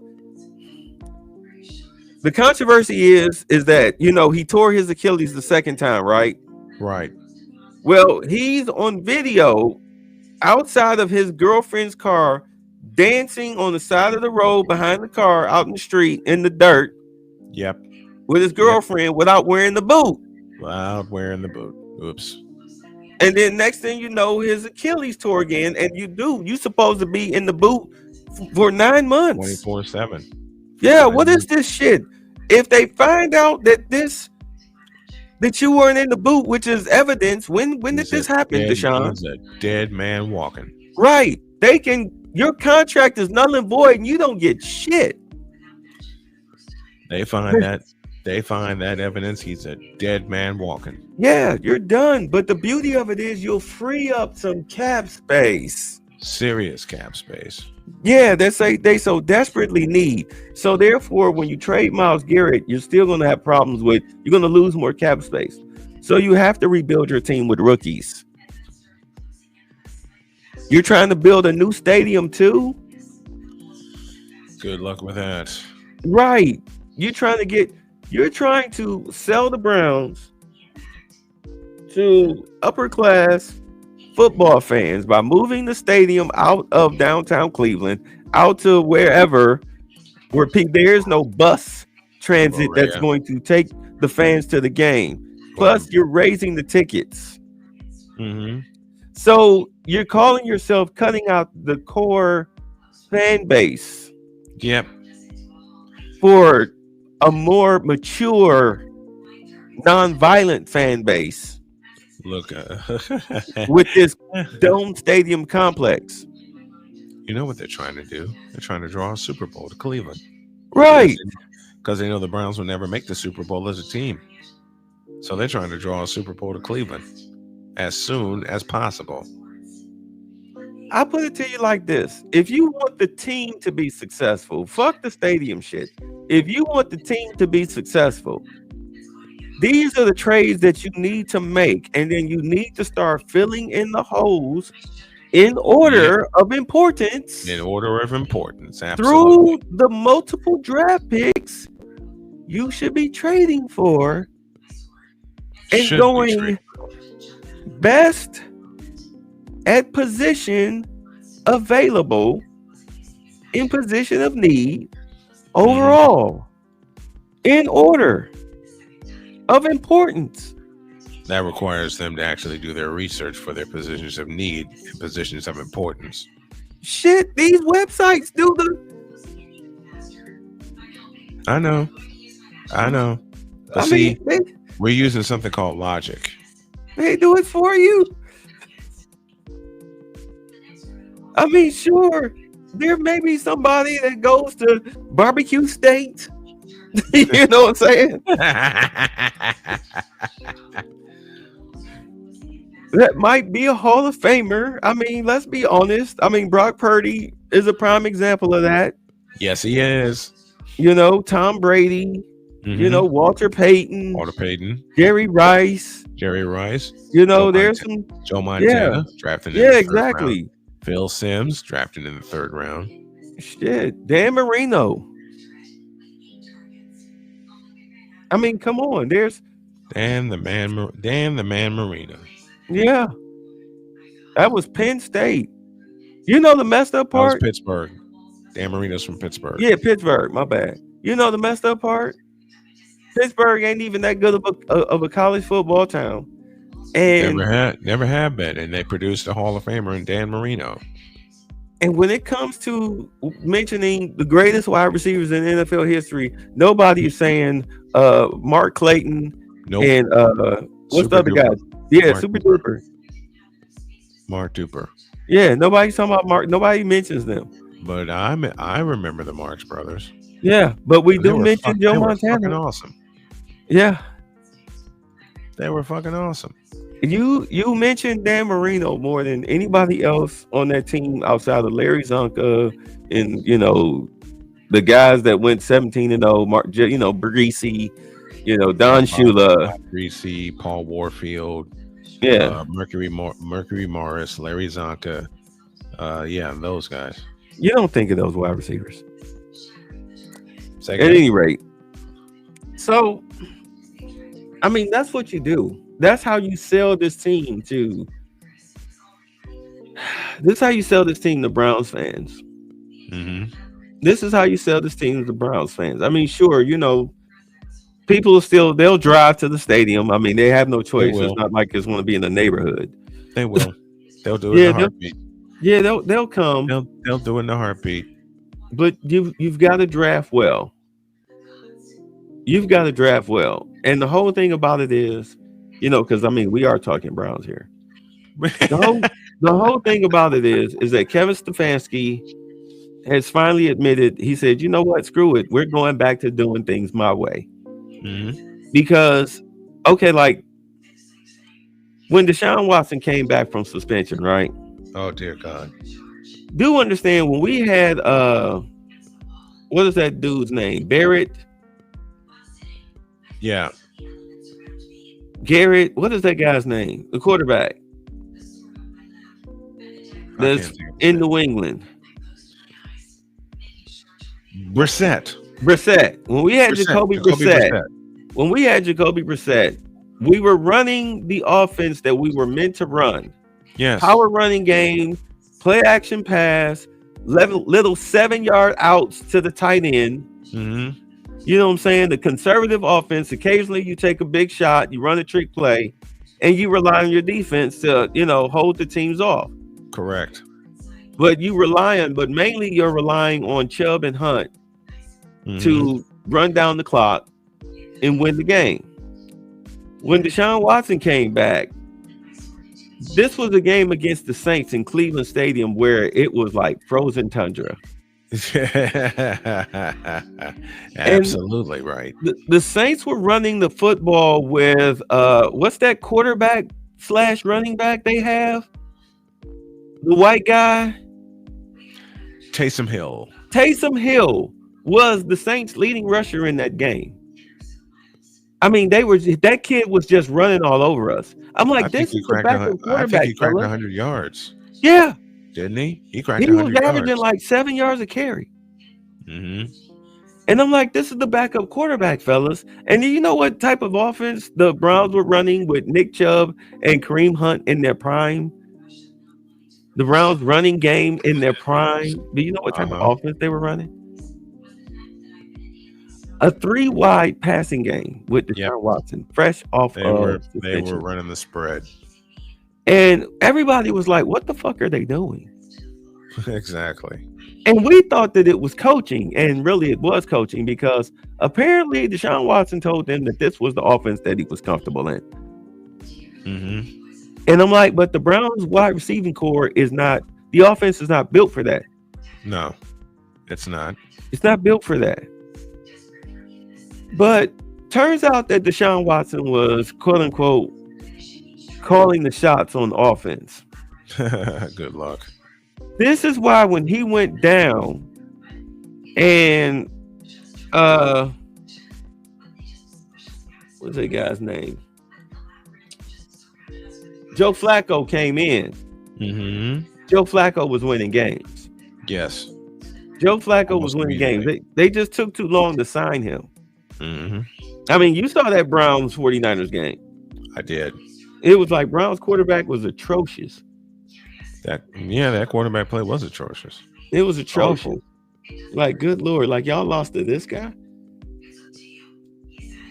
So Joe Flacco came in and he just ran the offense until we got to the playoff game. That was something different. But at any rate, so he ran the offense. The offense ran smooth. We got to the playoffs. Uh-huh. But Deshaun Watson came back and it was just the best game he had, which was the comeback win against the Ravens, the 44-41 comeback win, where they were down 14 points twice in the fourth quarter. Yeah. But come to find out, he had played the whole fourth quarter with a broken shoulder that required season-ending surgery to repair. Yeah. So he gave everybody hope. But then this season started, and it was almost really the Nick Chubb effect that we never really thought about, was that this guy just came back from major reconstructive shoulder surgery. Yeah. Just like Nick Chubb running the football, he's not going to be his old self. He's going to be hesitant with his throws, which he was. Yeah. The very offense much. was just him reading it was atrocious. It was awful. Right. Let's just say it really was god awful. I mean, it was so terrible that him tearing his right Achilles Mm-hmm. Right. made up, Achilles, folks. wound up making Jameson Winston look like a number 1 draft pick after all, Yep. because he was just playing the offense. Mm-hmm. So now he tore his Achilles again. The Browns can get out of the contract. But even if you can't, contract. huh? They need to get out of the contract. Right. So you need Bad. to extend him 2 more years Mm-hmm. and let him medically retire, Yep. or just take the cut. Whatever. That way it'll soften the blow when you trade Myles Garrett and your salary Yep. cap. But you'll still Yep. need to rebuild the team with a lot of draft picks, and you're going to need them early and often. Mm-hmm. So these first 2 years, you need high draft picks. And badly. So I would pull the deal on those trades and then draft position of need, best player available, Yeah. ranked by position of need. And I would definitely be targeting Dart. If you lose Dart, then grab Howard. Mm-hmm. That's a good consolation prize. I mean, you did hire a quarterbacks coach, because you're definitely going to draft a rookie quarterback. Mm-hmm. They say Kevin Stefanski, his biggest problem is that he's standoffish from his players. I agree with that. So if you hire a quarterbacks coach, then he can be more direct in explaining exactly the details of the offense. Mm-hmm. So there's that buffer, because everything is going to start with your quarterback. Yeah. You get your quarterback, you get the protection that he needs at left tackle, left guard. Because Joe Bitonio, if you're going to trade Myles Garrett, Joe Bitonio said he's going to either request a trade or retire. He was like, I'm done too. Mm-hmm. So He said, I'm finished. Yeah, so he should have retired 2 years ago, but whatever. Yep. So, whatever. Hey, whatever you can get, bro, go shop yourself. Whatever you can get, if you want to be traded, whatever you can get for yourself, then fine. Mm-hmm. Sayonara. Adios, amigos. Yeah, so there's the draft with that.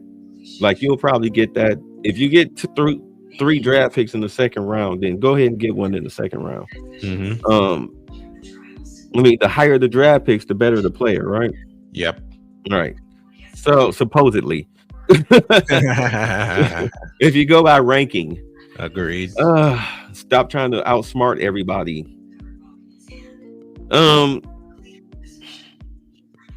Then you get your running back, you get another wide receiver, then you build your defense, because in all honesty, JOK may never play football again.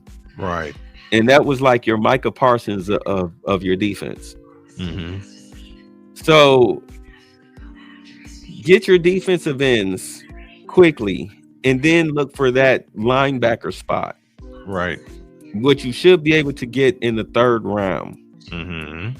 If you trade, because I brought this up, if you trade Denzel Ward, because do understand he's on his 6th concussion. Yeah, he's on the chopping block. Trade him for whatever. Again, make the best draft picks win. Exactly. Trade him for what you can get for him and start over fresh. Yeah. A rebuild's gonna have to happen. Yeah, that's start over. That's all. A rebuild is gonna have to happen. Yeah, you can probably get at least a high pick for Denzel Ward. Yep. Maybe you can get a high pick for Martin Emerson too. Maybe. See what you can get for Juan Thorn. Yeah, maybe. See what you can get for a Juan Thornhill too. Mm-hmm. But you keep Grant Delpit, because that guy can play. Yeah. Yeah. You need to redo in all honesty, you definitely need to redo your defense. Mm-hmm. You need fresh blood, because I got so tired that every time they made a play, suddenly they had to run into the end zone and do a chorus line. Of course. Right, like, dude, you're down 21-7. What are you doing? Mhm.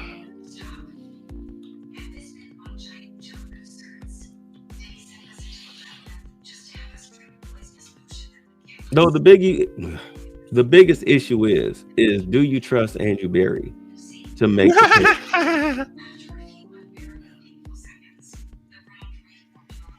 I have to Want to be try honest, that again?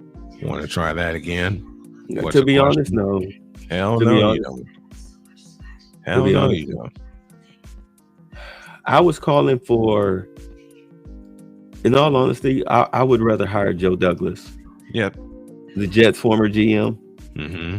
because before his kids start running his mouth, Joe look at the Douglas is talent actually that's on the kicking Jets. ass. Yeah, look at the talent that's on the Jets. Mm-hmm. And in all honesty, I doubt very highly that the Jets would have drafted Wilson Mm-hmm.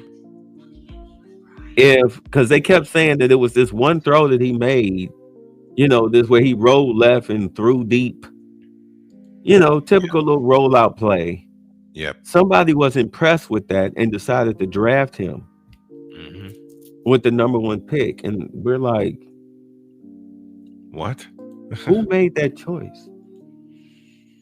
And according to Joe Douglas, he said it wasn't his choice.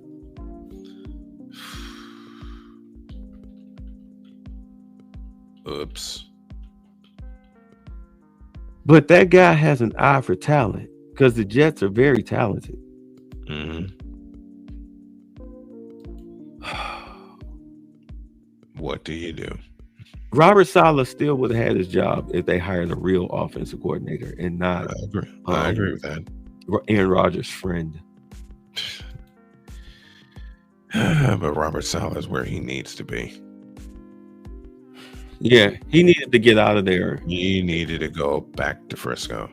The way they did him, they marched him out of there with security because he wanted to demote the offensive coordinator, which he wound up doing anyway. No, he wanted to fire the offensive coordinator. Yeah, he wanted to fire him. Yeah, but you guys decided to just demote him and fire the head coach instead. I wonder who made that decision. Yeah, I wonder. I mean, clearly it was ownership's decision, but who was the first one to say, well, let's fire the head coach? Whoever you are, you did that man a favor. Mm-hmm. You did him a big favor. Yeah, And you then did him a favor. Right after Saleh gets fired, the rumors start circling around. Even after he got picked up by Green Bay and they didn't let him coach the way he wants to coach in Green Bay. That's fucking ridiculous. So Robert Saleh is exactly where he needs to be. Yeah. Because he is back home in San Francisco where he belongs with a chance to get that defense back to where it is. Because that guy's a hell of a defense coordinator.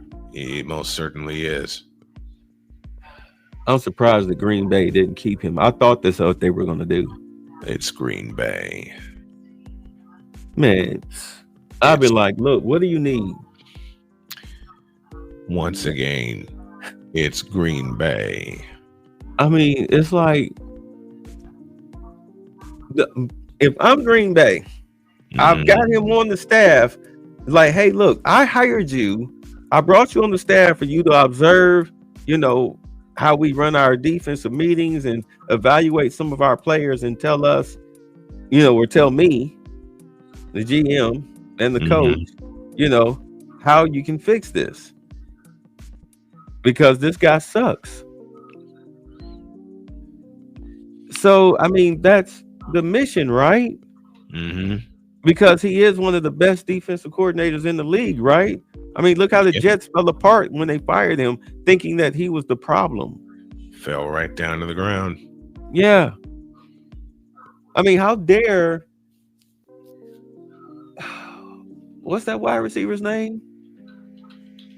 Which one? The one that they traded from the Raiders?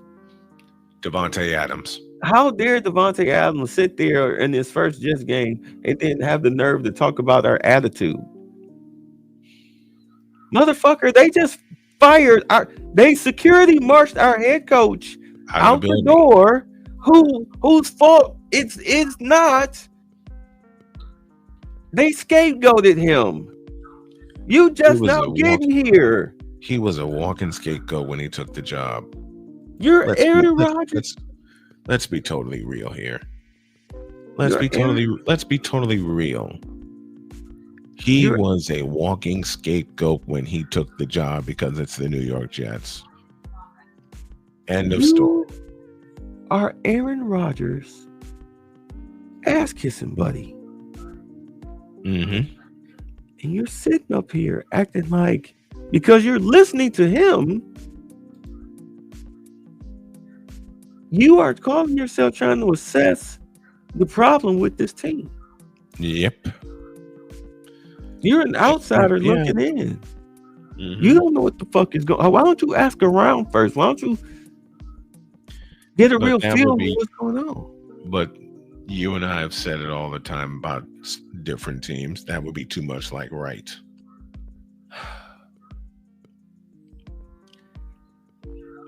No way in hell if I'm a starter on that team. It's like as soon as the season ended, I would have Myles Garretted it. Yep. I would cordially like to request a trade. Mm-hmm. Thank you in advance. Thank you, and get me the hell out of here. Yeah. So, yeah, I can see them drafting Shedeur Sanders because, he's flash, pizzazz. The front office is ran by a teenager. He would probably think that would be really cool. Something he can tell his little college friends about. Yeah, I drafted Shedeur Sanders, Mm-hmm. Yeah. Doing the whole watch thing. I can see it happening. I can see it too. I can see it happening. So, wonder what that means. The Jets would more than likely. I know. So the Jets would likely draft Sanders. I know. I love it. I love it. Play it again. Play it again. Play it again. That's my alerts. Play it again anyway. I can't. Oh man, it's my alerts. So the Jets would draft Sanders. Mm-hmm. Vegas, if they were to draft a quarterback. Wonder what that means. There you go. There's alert. Vegas might sign Darnold, or more than likely, they might draft. They might actually go for Ward, or maybe Dart. Mm-hmm.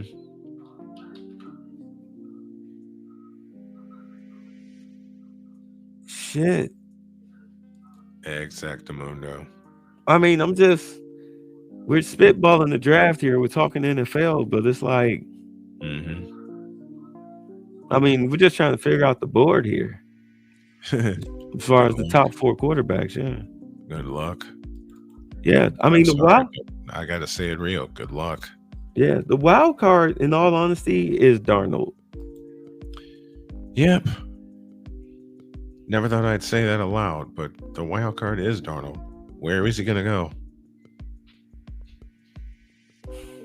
He definitely ain't going to the Jets. We know that much. Hell no, he ain't going to the Jets. Yeah, the wild card is Darnold. Darnold dictates. The wild card is Sam Darnold. Yeah. Period. He dictates where this shit go. Mm. All right, so that's Myles Garrett as far as his value. Teams that might be interested in him. I'm sorry, I know I held you longer, but don't worry about it. That's fine. That's fine.